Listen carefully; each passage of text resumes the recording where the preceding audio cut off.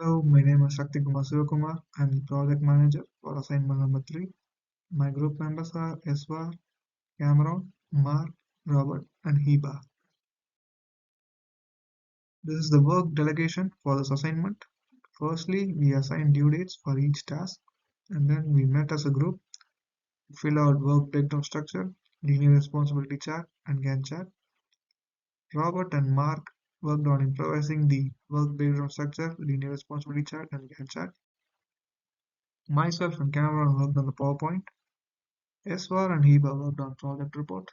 Robert and Mark worked on the quality control.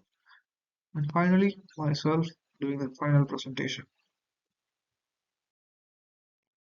So here's the table of contents. We start with the methodology of the assignment, and then we'll see about the basic information on work breakdown structure, linear responsibility chart, Gantt chart. Finally, we'll discuss the results of this assignment. So now we'll move on to the methodology of the assignment. We developed a complete work breakdown structure numbering system by filling the missing cells, and then we enter the names of the team members who will be responsible for that work package. And then based on the background of each team members, we assign a code P, S, and A, in which P represents primary responsibility, S represents secondary responsibility, and A represents approval. And then in the Gantt chart, we estimated the sequence and duration in days the task would take based on our knowledge of project management. And in the days column, we put the total number of days for each task, and we evaluated the number of weeks each task would take.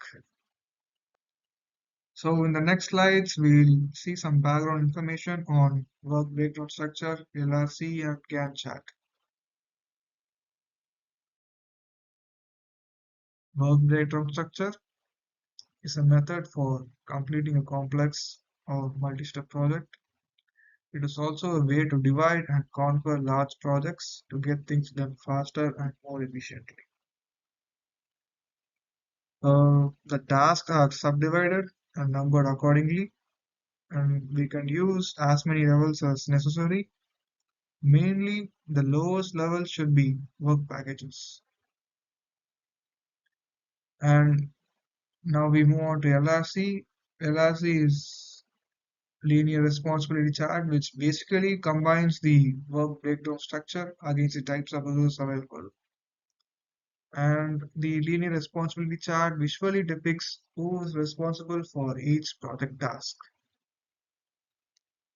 The team member names are listed across top horizontal axis, and the intersection of vertical work breakdown structure and the horizontal personnel are known as work packages.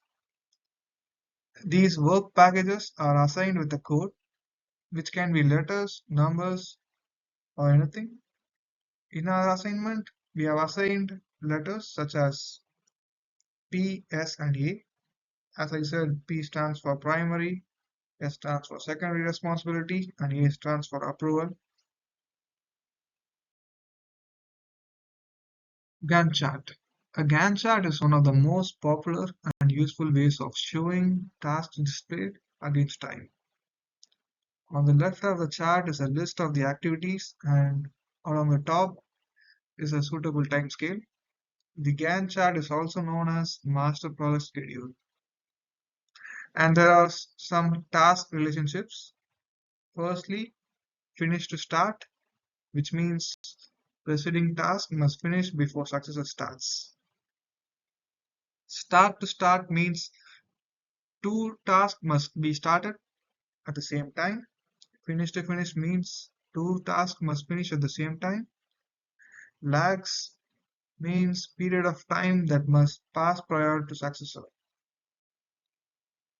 Now we'll move on to the results of WBS, LRC, and Gantt chart.